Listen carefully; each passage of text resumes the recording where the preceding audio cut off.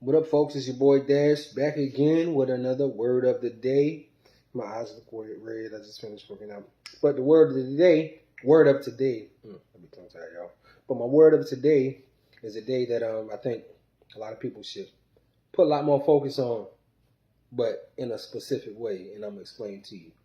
My word today is plans. You know, we make plans all the time. The question is how and what. And what are we basing the success of those plans on as well? So, obviously, I'm always use those 3 points. You know how I do. All right, so we first going to talk about your plans. Your plans. Psalms 127 verse 1 says, "If it is not the Lord who builds a house, the builders are wasting their time. If it is not the Lord who watches over the city, the guards are wasting their time." And then also, in Proverbs 16 verse 3, "Turn to the Lord for help in everything you do, and you will be successful." So, everybody's plans, for one, should line up with the purpose that God gave you. You know, and when you feel, usually your purpose is something that you feel in your heart. It's something that in your heart you really want to do. You know, that's usually what it is. And your plans should line up with whatever that is. You know, whether it be one plan, you know, one thing or multiple things. But as long as it fits in your purpose, then, you know, you want to make sure it fits in your purpose. That's really the only way for it to be successful. You know, you can have a success in plans without God, but you know that success is going to be temporary.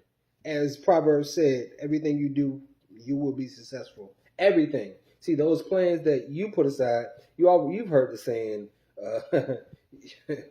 you want to hear God laugh, tell him your plans, because your plans usually are based on something that, you know, you want, you know, something that you just don't really feel deeply for, you know, like plans to go out, plans to go on trips and stuff like that, which those plans are cool and everything, but how difficult is it for y'all, for those plans to come together? How difficult is it? Listen, don't even get me started on how many times I've seen on Facebook people post, "Hey, I'm trying to plan a trip to such and such and such and such."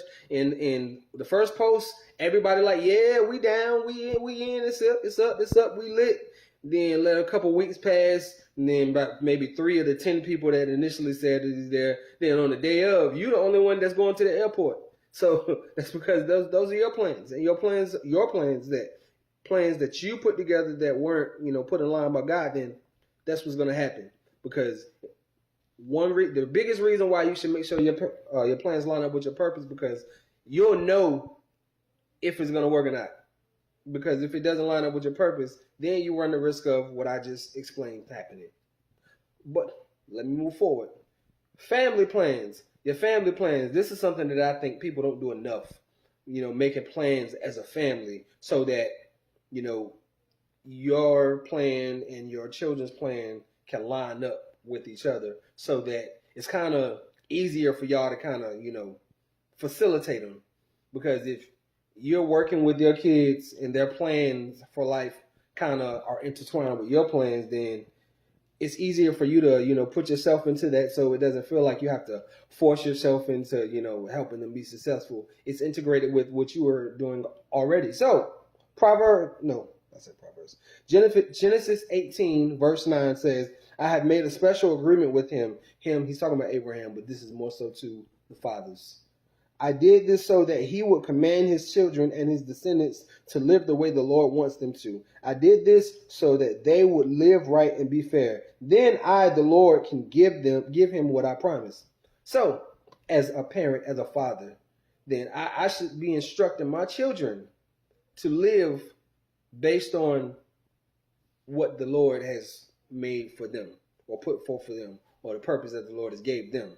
Because he said it at the end, "I will give you what I promise." So I promise you, if you line your children's purpose up with God's purpose, then you don't have to worry about a lot of saddening things that happen. You know, kids' lives being cut too short because they follow the purpose that wasn't theirs to begin with, you know. And that's what's going to happen. If you lean on your own plans, I promise you, If you lead on your own plans and don't include God, you got a high rate of failure. A high rate of failure. And, you don't have to tell the truth or admit it if you don't want to. I get it. But there's been plenty of plans that you put forth that failed miserably. Now, sometimes failure is necessary so that you can build strength and courage in moving forward in the plan. But see, that's the thing. If it ain't God's purpose, that failure is going to affect you a little differently. That failure is going to become a distraction. That failure is going to tell you that you can't do it again. That's because it wasn't God's plan to begin with. If you fail in God's plan, then it was something to build you for his plan. But that failure was intentional. Because if you just succeeded in everything, then you wouldn't have a real will to continue in success. Because success is just, another success. No. Failure is intentional in God's plan because it builds the character that you need to continue pushing forward. They say, we fall down, but we get up. And those failures give you the character to get up. That's why lining your children's plan and purpose up with God's plan and purpose is necessary. See, because you don't want them to be able to get knocked down and not get up. You want them to have that same character and that same will to be able to get up. And when they follow God's plan and God's purpose, then that strength will be instilled in them. He will give it to them. You know what I'm saying? You don't even have to give them your own strength. People, I get you want to, instill your values and everything in your children, but make sure those values are pure, because if you instill in values in your children that are not of God, then we see how that go. Anyway, God's plan is the last plan that I'm going to mention. And I'm going to use a scripture that is simple and plain. Psalms 33, verse 11. But the Lord's decisions are good forever. His plans are good for generation after generation, after generation, after generation, after generation. I think you get my drift. The Lord's plan, God's plan, the Father's plan, they don't fail. They don't fail. You may fail in the process of his planning, but that failure is a victory because you build something inside yourself to keep you carrying on that plan. God's plan will win every time, every single time. We can try it 100,000 times. It's going to be right. It's going to be right. It's obviously God understands some stuff that we don't. So when those failures come about, some people want to ask the question, why aren't you listening? Why aren't you listening? Why aren't you listening? Listen, you are willing to go outside and fail for other stuff that don't even matter. At least fail to build some character so you can get up and go stronger and go harder. Listen, failure is necessary. We've heard it all the time, but this is why. Failure is necessary because you've never heard of anybody being strong winning all the time. Jordan didn't win, Jordan won 6 rings, but he didn't win every time he was, in the league. He didn't even get to make the team the first time he tried out for basketball. Those failures are necessary because, like I said, they build your character. They build your character so you can be strong enough to keep going. Failure is necessary. Don't be afraid of failure.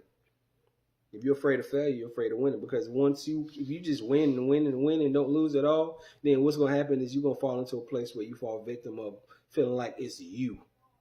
Feeling like you did everything and God had nothing to do with it. And we don't need that because we know better. I know better. And if you don't know better, you need to know better. But God's plan, make sure your plan lines up with God's purpose. Make sure your family's plan lines up with your plan because your plan lines up with God's purpose. And then give that plan to God so that he can make it multiply, so that he can make it shake, so he can make it work. And when they say let go and let God, that's what they mean. Give that plan to God and stop trying to plan it on your own. Dash out.